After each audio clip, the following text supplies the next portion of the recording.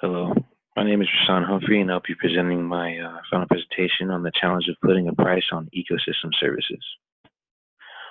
This idea of putting a price on ecosystems has been around for decades. The idea to put a price on them could mean charging developers for destroying ecosystems so that they don't build whatever property it is they are building, or at least consider what they're doing to the environment before doing so. In the past, natural resources were abundant. We've used up all the frontier. Those days are gone. People are recognizing this, but our institutions haven't caught up. So markets continue to ignore natural capital as if it's of no economic consequence. So now putting prices around natural capital will prevent that from happening and make them see that it has consequences, but also make them think about what they are doing to the environment when building new structures. So when planning to develop a new project on land, they would consider the cost of the environment and how to not damage it while producing their idea. Usually they don't see any value in nature and just build whatever they want without considering what the effects is on the natural environment. Also, paying those who conserve their ecosystem and don't damage it would be a good idea to put into place.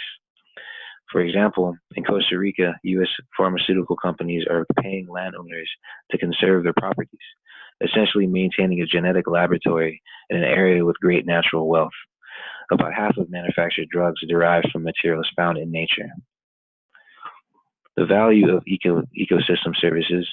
Another thing about the ecosystem services would be to show the value of them to these powerful decision makers so that they would put in practices that would preserve the ecosystems. There are ways that nature already provides protection or even provides services that help those who live in the area. There are areas of trees and natural vegetation maintained to intercept runoff that would otherwise enter streams and can provide prodigious pollution treatment services. For example, insects that pollinate crops are natural methods of drinking fresh water, getting fuel, food, and flood control. In addition to this, is that natural areas might support sustainability, harvested products, provide genetic models for new pharmaceutical compounds, offer recreational destinations for international eco-tourists, and deliver a host of other valuable goods and services. Persuading the big businesses.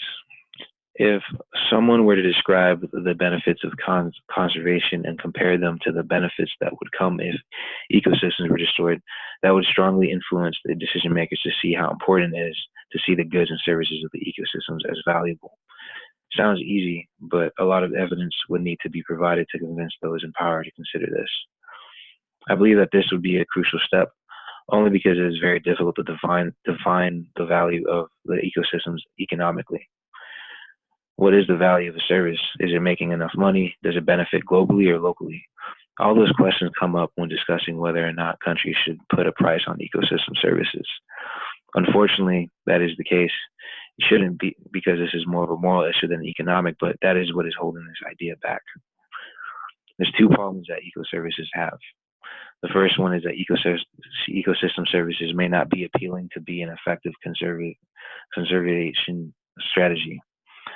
This is because even though there are endangered ecosystems that can provide a good amount of services, trying to persuade the decision makers with claims of the worth of these ecosystems can be overstated or end up becoming false, and that would damage the effort to push for ecosystem services.